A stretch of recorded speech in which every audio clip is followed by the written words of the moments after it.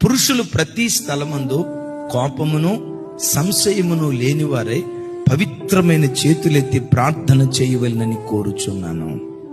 పురుషుడు ఏ స్థలంలో ప్రార్థన చేయటానికైనా సిగ్గుపడని వాడిగా ఉండాలి. ప్రతి స్థలమందు బ్రదర్ చర్చిలో ప్రార్థన చేసావు, ఫర్ ఎగ్జాంపుల్ ఫంక్షన్ హాల్లో మెయిన్ రోడ్డు మీద బ్రదర్ ఒక చిన్న ప్రార్థన చేయండి అని అన్నాం అనుకోండి, కొంతమంది ఏమంటారు తెలుసా, నేను కాదన్నా సిస్టర్ బాగా ప్రార్థన చేస్తుందన్నా అంటే ఇప్పుడు అక్కడికి సిస్టర్ గారిని తీసుకురావాలా? ఏ ఇంటిలో పురుషుడు ప్రార్థనా పరుడుగా ఉంటాడో మీరు వినండి, ఆ ఇల్లు కట్టబడే విధానమే ప్రత్యేకంగా ఉంటుంది.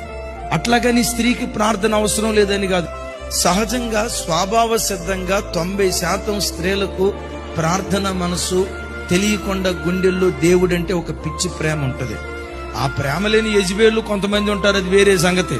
ఒక స్త్రీ భక్తి పరురాలిగా బ్రతికిన దానికంటే, ప్రార్థనా పరురాలిగా బ్రతికిన దానికంటే పురుషుడు ఇంటిలో మోకరించి 2 చేతులెత్తి ప్రార్థన చేస్తూ ఉంటే అది దేవుడైన యెహోవాకు ఇంపైన నైవేద్యంగా కనపడుతుంది.